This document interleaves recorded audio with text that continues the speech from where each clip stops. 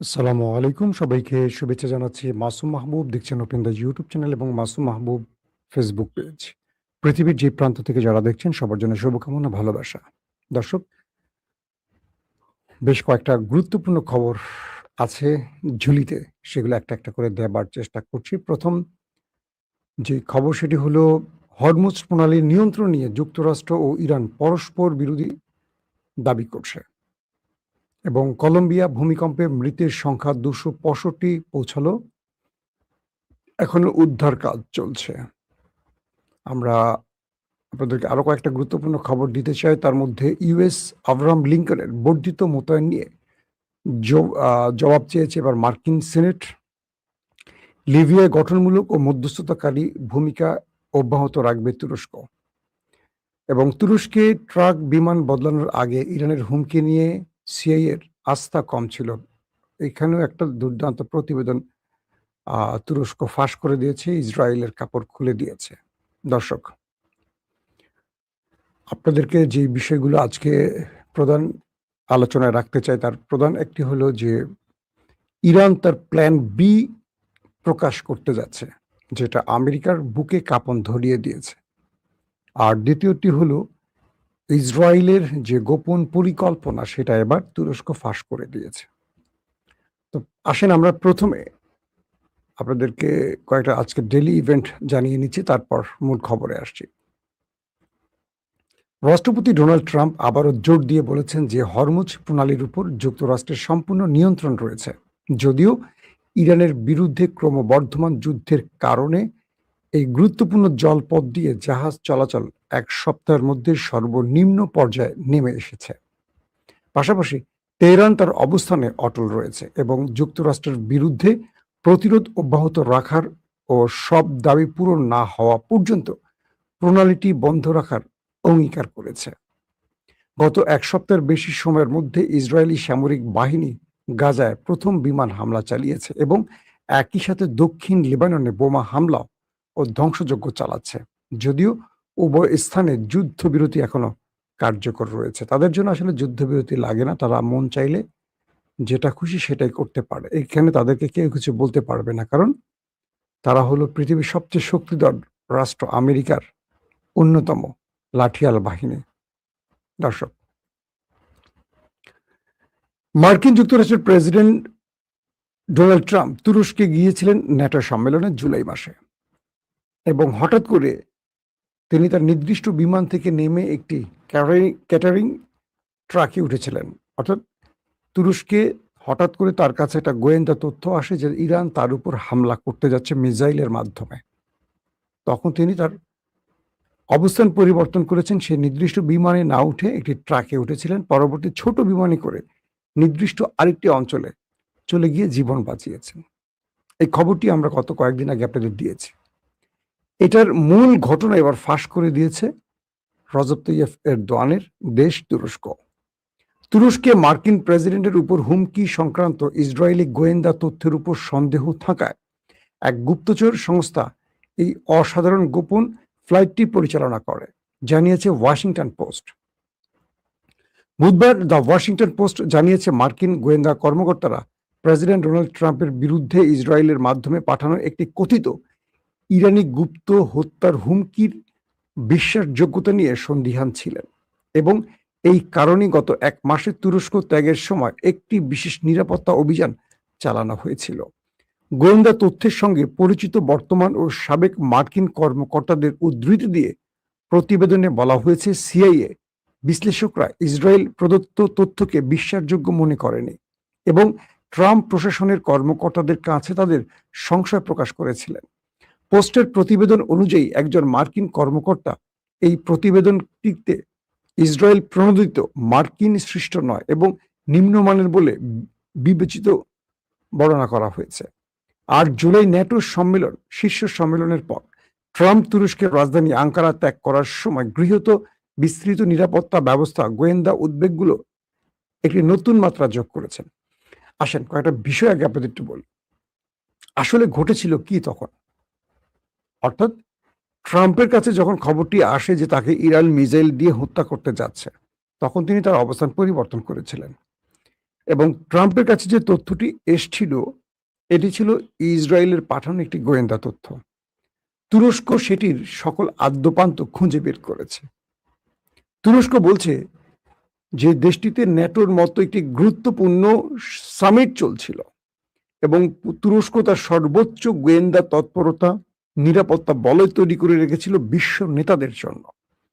সেই স্থানে ইরান কখনো হামলার চিন্তা করার সুযোগ নেই। পাশাপাশি ইরান এই মুহূর্তে, অর্থাৎ ইরান যে সময়টিতে লড়ছে কয়েকটি রাষ্ট্রের সাথে, সেখানে তুরস্কে হামলা করে তুরস্কের আগ্রাসনে বা তুরস্কের টার্গেটে পড়ার কোনো পরিকল্পনা ইরানের ছিল না। কে বলছে? তুরস্ক। এবং এই যে ঘটনাটি ঘটেছে বা বর্ণনা হয়েছে বা ট্রাম্প যা করেছে, এটি ছিল একটি মিথ্যে পরিকল্পনা। অর্থাৎ ইসরায়েল ট্রাম্প যাতে কোনোভাবে তুরস্কে বসে তুরস্কের কোনো স্বার্থ বাস্তবায়ন না করে এবং তুরস্কের সাথে পরিকল্পনা করে ইরানের সাথে কোনো যুদ্ধবিরতি কার্যকর না করে, অর্থাৎ ট্রাম্প যাতে যুদ্ধটা কন্টিনিউ করে, সেই জন্য ট্রাম্পকে এই অতিরিক্ত প্রেশার বা চাপে ফেলতে ইসরায়েলে মিথ্যা তথ্যগুলো প্রচার করেছে বা ট্রাম্পকে বুঝিয়েছে তাদের কাছে গোয়েন্দা তথ্য আছে যে তারা জানে ইরান তাদেরকে হত্যা করতে চায়।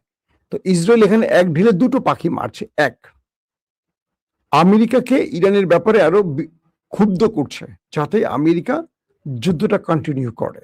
টু, যাতে ট্রাম্প এই যুদ্ধটা বন্ধ করে দিলে ইসরায়েল ট্রাম্পকে হত্যা করতে পারে এবং এর দায় ইরানের ঘাড়ে পড়ে। এটা কিন্তু তুরস্কের গোয়েন্দা তথ্যে চলে আসছে। তার মানে সিআইএ বলছে যে ট্রাম্পকে হত্যা তাদের কাছে কোনো নথি বা তথ্য ছিল না, কিন্তু এই তথ্যটি যেটি ট্রাম্পের কাছে পৌঁছেছে এটা খুবই অবিবেচক এবং এটি অগ্রহণযোগ্য তথ্য ছিল এবং সিআইএর তথ্যের সাথে তুরস্কের তথ্যের মিল আছে। তার মানে তুরস্ক প্রকাশ করে দিয়েছে ইসরায়েল ট্রাম্পকে হত্যা করতে চায়। দুটো উপায়। এক, যদি ট্রাম্প মানে যতক্ষণ বা যতদিন ট্রাম্প ইসরায়েলের পরিকল্পনায় থাকবে বা ইসরায়েলের নির্দেশনা অনুসরণ করে এই যুদ্ধটা কন্টিনিউ করবে, ততদিন ইসরায়েল ট্রাম্পকে কিচ্ছু করবে না, বরং তাকে সব রকম পরামর্শ দিয়ে সাহায্য করবে, কারণ তার লাঠিয়াল হিসাবে কাজ করবে ট্রাম্প। যদি ট্রাম্প কোনো কারণে যুদ্ধ থেকে সরে আসে বা এই যুদ্ধ বন্ধ করে দেয়, তাহলে ইসরায়েলের খায়েশ পূরণ হবে না। তাহলে ইসরায়েল ট্রাম্পকে সরিয়ে দিয়ে বিকল্প কোনো প্রেসিডেন্টকে আনবে, জন এফ কেনেডির মতো। তার সাজানো কোনো প্রেসিডেন্ট নেক্সট প্রেসিডেন্ট হবে আমেরিকার, এবং আমেরিকা তার প্রেসিডেন্টকে হত্যার দায় ইরানের উপর বড় যুদ্ধ চাপিয়ে দেবে। তো এই কারণে ইসরায়েল ট্রাম্পকে নিয়ে এই খেলাটা খেলছে। একটা জিনিস বুঝতে হবে, ইরান তুরস্কে তো মারবেই না, আর ইরান এই মুহূর্তে ট্রাম্পকে হত্যা করে তার দেশের মধ্যে বিশাল যুদ্ধ টেনে আনার পলিসিতে নেই, কারণ ইরানের এখন দাবি আদায়ের মূল টার্গেট, কারণ ট্রাম্পকে মেরে দেওয়ার চেয়ে ট্রাম্পের মাধ্যমে দাবিগুলো আদায় ইরানের জন্য সবচেয়ে সহজ পথ। কিন্তু ইসরায়েল যে কাজগুলো করলো এখন তুরস্ক সেটা ফ্লাশ করে দিয়েছে এবং আমেরিকানরা বুঝতে পারছে যে ইসরায়েল আসলে কোন খেলাটা খেলছে। আসেন 2 নম্বর খবর, ইরানের প্ল্যান বি কি হতে পারে। সাম্প্রতিক সময় টেলিভিশন ইন্টারভিউতে ইরানের একজন সামরিক উপদেষ্টা, আপনারা আমার থাম্বনেলে তার ছবিটা দেখেছেন, তিনি স্পষ্ট করে বলেছেন যে আমাদের প্ল্যান বি আছে। যদি আমেরিকা ইরানে নিউক্লিয়ার অ্যাটাক করে বসে, অর্থাৎ তিনি বলছেন যে আমাদের কাছে তথ্য আছে, আমাদের সাথে যুদ্ধে পেরে না উঠে আমেরিকা ইরানে একটা নিউক্লিয়ার বা পারমাণবিক অ্যাটাকের পরিকল্পনা করছে। তো আমরা যে তথ্যটি পেয়েছি যে ইরানে তারা একটা পারমাণবিক অ্যাটাক করতে পারে, আমেরিকা তাদেরকে আমরা এইটুকু বলে দেই যে সময়টিতে আমেরিকা ইরানে পারমাণবিক অ্যাটাক করবে তার কয়েক ঘন্টা না কয়েক মিনিট পর মার্কিন যুক্তরাষ্ট্রের যে ঘাঁটিগুলো আছে প্রত্যেকটা আমাদের দখলে চলে আসবে। এবং আমরা এইটুকু বলে দিচ্ছি আমেরিকাকে যে মধ্যপ্রাচ্যে থাকা মার্কিন যুক্তরাষ্ট্রের একজন সেনা সদস্য জীবিত আর তার দেশে ফেরত যেতে পারবে না। কে বলছে? ইরানের সামরিক উপদেষ্টা। তিনি আরো বলছেন যে আমরা প্রত্যেকটা মার্কিন ঘাঁটি আমাদের টার্গেট বলয়ে রেখেছি। এখন পর্যন্ত আমরা যা কিছু করেছি, আমেরিকাকে একটা পথ খুলে দিয়েছে যে আমরা আক্রমণ করছি, কিন্তু আমেরিকাকে বোঝাচ্ছি যে তুমি এখান থেকে চলে যাও।